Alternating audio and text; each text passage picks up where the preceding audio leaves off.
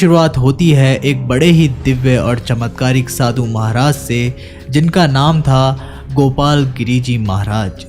उस समय वो भारत के अलग अलग तीर्थ स्थलों पर विचरण करके धर्म लाभ ले रहे थे और वे जब भगवान पशुपति नाथ जी के दर्शन करने काठमांडू पहुंचे तब उन्हें ये जानकारी मिली कि काठमांडू से ही कैलाश मानसरोवर की यात्रा शुरू की जाती है।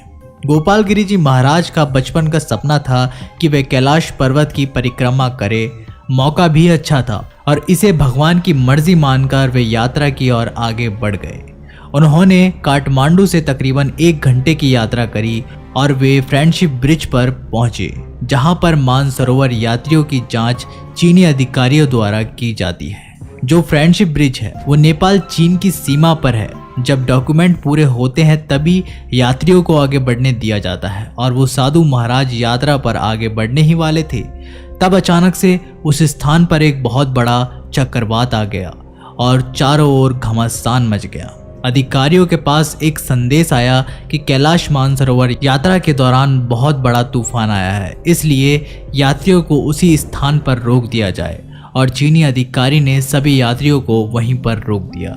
लेकिन गोपाल गिरिजी महाराज के भी इरादे पक्के थे और वे उस चक्रवात से डरने नहीं वाले थे। उस समय वहां का माहौल इतना खराब हो गया था कि चीनी अधिकारी भी इधर उधर अस्त व्यस्त हो गए थे और इसी मौके का फायदा उठाकर गोपाल गिरिजी महाराज उस चक्रवात के अंदर घुस गए।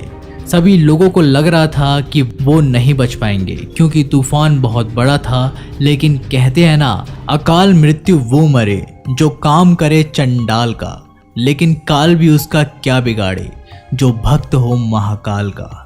यात्रा के पहले पड़ाव में उस तूफान को चीरते हुए वे साधु महाराज नीलम पहुंचे, जो कि तिब्बत में है, और तिब्बत से 260 किलोमीटर का सफर तय करने के बाद वे साधु महाराज सागा पहुंचे और सागा से अगले दिन वे प्रयाग पहुंचे।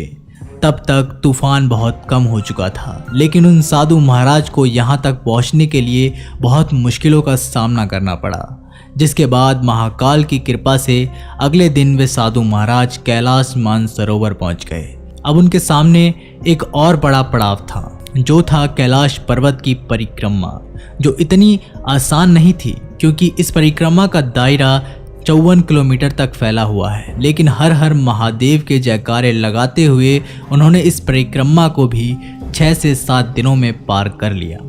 वास्तव में ये किसी साधारण मनुष्य का काम नहीं था, लेकिन इस परिक्रमा के दौरान उनके साथ कुछ ऐसा हुआ जिसने उनके भी होश उड़ा दिए। दरअसल वहां उपस्थित एक गुफा में उन्हें एक बच्ची दिखाई दी। शायद वो तूफान में अपने माता पिता से अलग हो चुकी थी। उन साधु महाराज ने उस बच्ची की जान बचाई और उसे अपने कंधे पर बैठाकर पुनः काठमांडू के लिए रवाना हुए। और गौर करने वाली बात तो ये थी कि फ्रेंडशिप ब्रिज पर अभी तक चक्रवात बना हुआ था। तभी वहां खड़े लोग और अधिकारियों ने देखा कि उस चक्रवात को चीर कर कोई व्यक्ति बाहर आ रहा है, जिसके बाद उस साधु महाराज और उस छोटी बच्ची को देखकर सभी लोग बहुत आश्चर्यचकित हो गए। सभी ने उनसे सवाल किया कि क्या आपको अपनी जान की परवाह नहीं है? आप अपनी जान को मुश्किल में डालकर इतने बड़े चक्रवात से लड़ गए। तब उन साधु महाराज ने कहा कि ये सब तो मेरे महाकाल का आदेश था, वो मेरे द्वारा इस छोटी बच्ची की जान बचाना चाहते थे। दोस्तों, इस घटना को लेकर आपके क्या विचार हैं? नीचे